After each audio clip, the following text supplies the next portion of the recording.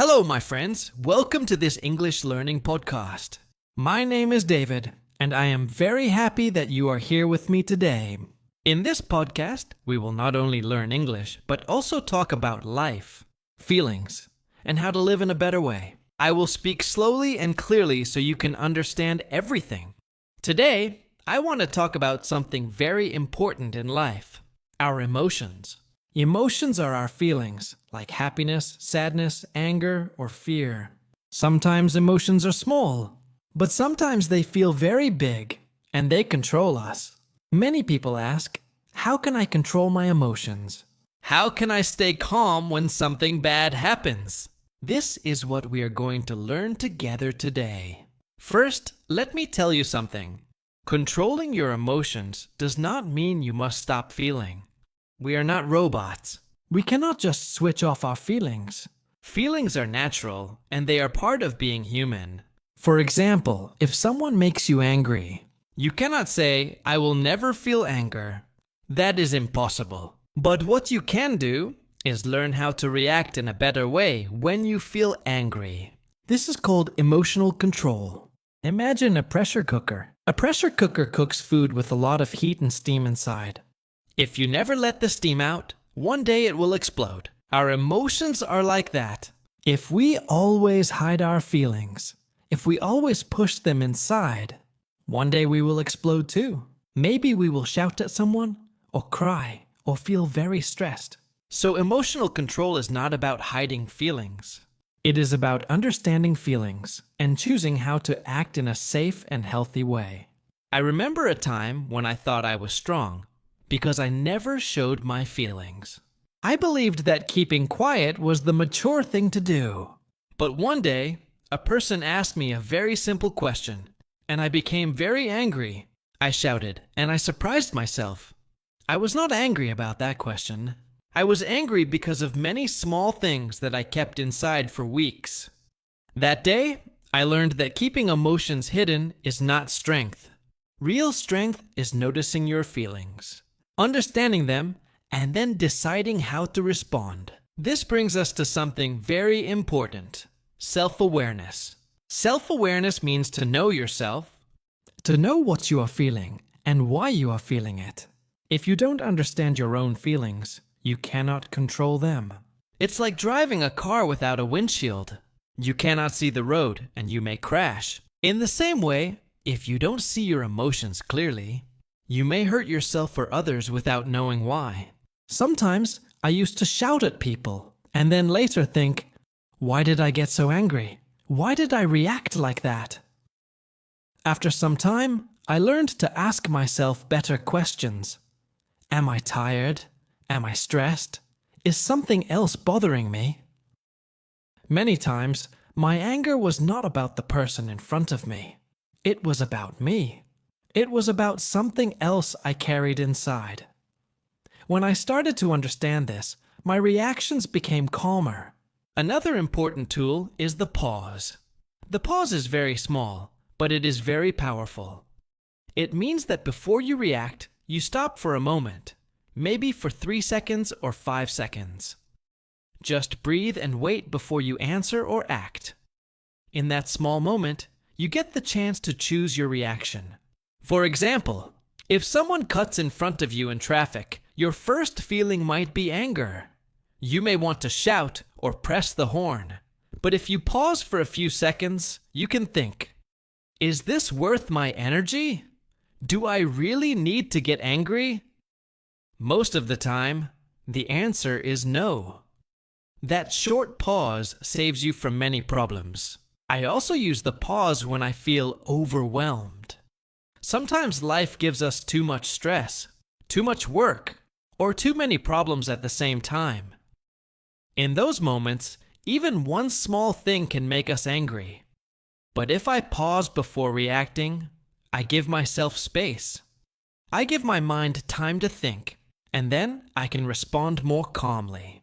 Many times, our reactions are not really about the present moment. They are connected to old memories, old pain. For example, someone may make a small joke, and suddenly you feel very hurt. You ask yourself, Why did this hurt me so much? The reason is not the joke. The reason is something from your past. Maybe when you were younger, people laughed at you and you felt embarrassed. That old pain comes back and it makes today's joke feel bigger than it really is. This is called a trigger. A trigger is something small in the present that opens an old wound. For example, once a person corrected me in a meeting. The correction was polite, not rude, but I felt very defensive and angry. Later, I understood why. When I was younger, a teacher always picked on me in class and made me feel small. So when my coworker corrected me, my mind connected it to that old memory. It was not really about the coworker. It was about my past. Here is the important lesson. Emotions are clues, not enemies. They show us where we need to heal. When you feel a very strong reaction, ask yourself, is this about today, or is this about something from before? If you understand the real reason, you can choose how to act. Remember this, feelings and actions are not the same. Just because you feel angry does not mean you must shout. Just because you feel hurt does not mean you must send an angry message. You can pause, feel your emotion, and then decide. This is true power. I often ask myself one question before I act. Is my response coming from pain or from peace? If I act from pain, I will probably hurt someone. If I act from peace, my response will be calmer and wiser. Sometimes the best response is silence. Sometimes the best response is walking away. Not every argument needs your voice. Not every fight needs your energy. There is also something I like to call the let them mindset. This means if someone doesn't invite you, let them. If someone doubts your dreams, let them. If someone misunderstands you, let them. You do not need to control other people. You only need to control yourself. If someone shows you who they are, believe them and let them be. This way you save your peace and your energy. Many times, we waste our energy trying to change other people's opinions. We argue, we explain, we defend ourselves. But this often brings more stress than peace. When you let go, when you stop fighting for approval, you feel free. My friends, another thing I have learned in life is that silence is not weakness. Many people think, if I stay silent, people will think I am weak. People will think I lost the argument. But that is not true. Silence can be strength. Silence means you are wise enough to save your energy. Silence means you understand that not every battle is your battle. Think about this. If someone argues with you about your favorite color, and they say, your favorite color is not good, do you need to fight with them? No, because they will not change their mind. They already decided. So why waste your time? The same thing happens in life. Many people argue not because they want to understand, but because they want to win. If you join that fight, you lose your peace. But if you stay silent, you keep your peace. I remember a time when I used to argue a lot in text messages. If someone misunderstood me, I would write long texts to explain myself. I wanted them to see my point of view, but it never worked. Instead, I felt more tired and more upset. One day, I asked myself, is this helping me or is this hurting me? The answer was clear. It was hurting me. From that day, I decided I will not fight for every point. I will not waste hours trying to change someone's mind. If it costs me my peace, it is too expensive. My peace is more important than being right. And your peace is more important too. Winning an argument is not real victory. Real victory is staying calm, keeping your happiness, and protecting your heart. That is what emotional control gives you. Now, let's think about energy. Every day, we wake up with a certain amount of energy, just like our phone battery. If you waste your energy on small fights, small arguments, or small problems, by the middle of the day, your battery is empty. You feel tired, angry, and weak. But if you save your energy, If you choose carefully where to spend it, you can use that energy for the things that really matter. Your goals, your dreams, your loved ones, and your future. Not every battle is yours to fight. Not every hill is worth climbing.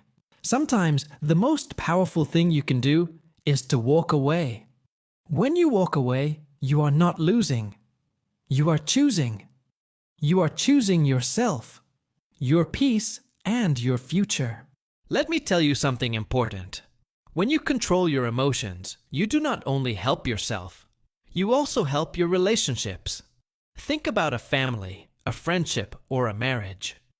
Many times, relationships break not because of one big problem, but because of many small reactions. Maybe one person shouts, the other person shouts back, and slowly love and peace disappear. But if one person can pause, stay calm, and speak softly, many fights can be avoided. So, emotional control is not only for you, it is also a gift you give to the people around you. Your calm energy can make your home, your work, and your life more peaceful. Now, I want to share something very powerful that changed the way I think. It is this: I could respond, but I don't need to. This sentence is very strong. Many times, people push us to react. They want us to fight. They want us to prove something. But you can say to yourself, I could respond, but I don't need to. This gives you freedom. You realize that you are in control, not them. When you feel angry, tell yourself, I could shout, but I don't need to. When you feel hurt, say, I could write a long message, but I don't need to. When you feel misunderstood, think, I could explain myself again, but I don't need to. This simple thought will save you many problems and give you more peace. Let's also talk about patience. Patience is very important when it comes to emotions. Sometimes when we are angry, we want to fix everything right now, but quick reactions often create bigger problems. If you wait, if you give time, your feelings will become softer. Then you can see things more clearly.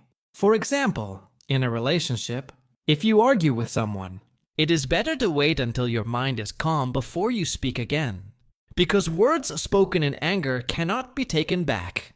They can hurt deeply, but if you wait and then talk with a calm heart, your words will heal, not hurt. I also want to remind you that controlling emotions does not mean you never express them. Expressing emotions is healthy, but it must be done in a safe and kind way. For example, if you are sad, you can talk to a friend, write in a journal, or take a walk. If you are angry, you can exercise, breathe deeply, or talk calmly about your feelings. The key is to express without hurting yourself or others. Now let's return to the idea of let them. This mindset can change your life. People will always do things you don't like. They will judge you, doubt you, and sometimes even hurt you. But you cannot control them. You can only control yourself. So, when someone shows you who they are, let them. If they don't support you, let them. If they don't understand you, let them. If they don't believe in you, let them. You don't need their approval to be happy. When you stop fighting for their approval, you become free. You feel lighter, like you dropped a heavy bag you were carrying for years. That bag was full of other people's opinions. And you don't need to carry it anymore. Silence and stillness can be louder than words. Sometimes not reacting is the strongest reaction. People expect you to fight. When you don't, they realize you are strong. You are not controlled by anger, by ego, or by fear. You are controlled by peace. Real strength is not shouting. Real strength is not fighting. Real strength is choosing calm when chaos tries to pull you in. Real strength is smiling when life wants you to cry. Real strength is walking away when your ego wants you to stay. My friends, if you learn to master your emotions, you will master your life. Because emotions are like the steering wheel of a car. If you let emotions drive, the car will go in many wrong directions. But if you control the wheel, you can take your life wherever you want to go. Remember, emotions are not bad. They are teachers. Anger teaches you that something feels unfair. Sadness teaches you that something matters to you. Fear teaches you to be careful. Happiness teaches you to be grateful. But you are the driver. You decide how to use these lessons. So from today, promise yourself, I will pause before reacting. I will think before speaking. I will choose peace over anger. I will protect my energy. I will not fight every battle. I will practice the let them mindset. And I will remember that silence can be my greatest power. My friends, now that we have talked about pausing, patience, and the let them mindset, I want to share some more ideas that can help you master your emotions in daily life. First, let's talk about breathing. Breathing sounds very simple, but it is one of the strongest tools you can use when you feel emotional. When you are angry, your heart beats fast. Your body feels hot, and your mind runs quickly. But if you stop and take a deep breath, slowly in and slowly out, your body starts to calm down. Just one deep breath can give you space between your feelings and your actions. Try it the next time you feel upset. Breathe in for 4 seconds, hold for 2 seconds, and then breathe out slowly. You will feel lighter. Second, let's talk about perspective. Perspective means the way you see something. Sometimes our emotions grow bigger because of how we look at the situation. For example, if someone speaks to you in a rude way, you might think, they don't respect me. They want to hurt me. This thought makes you angry. But if you change perspective and think, maybe they had a bad day. Maybe they are stressed. Maybe it's not about me. Then your feelings become softer. By changing your perspective, you change your emotions. Third, think about gratitude. Gratitude means being thankful. When we focus only on problems, we feel more negative emotions. But when we focus on what we already have, food, health, family, friends, even the small things like sunshine or a smile, we feel more peace.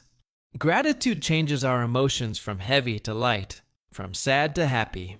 A grateful heart is harder to disturb. Now let's talk about forgiveness. Forgiveness is not easy, but it is very important. When someone hurts us, our emotions become heavy. We feel anger, sadness, or revenge. But if we hold those emotions for too long, they hurt us more than they hurt the other person. Forgiveness does not mean you say what they did was okay. It means you choose to let go of the heavy stone inside your heart. When you forgive, you free yourself. Also, we need to practice self-forgiveness. Many times, we are angry not only at others, but also at ourselves. Maybe you made a mistake, or you failed, or you hurt someone in the past. If you keep punishing yourself, your emotions will control you. But when you forgive yourself, you give yourself permission to grow and move forward. Remember, you are human, you are learning, and you deserve peace too. Another point is routines. Routines are daily habits that keep your emotions balanced.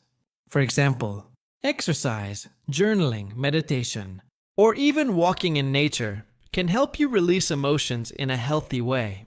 When you move your body, your mind feels clearer. When you write your feelings on paper, your heart feels lighter.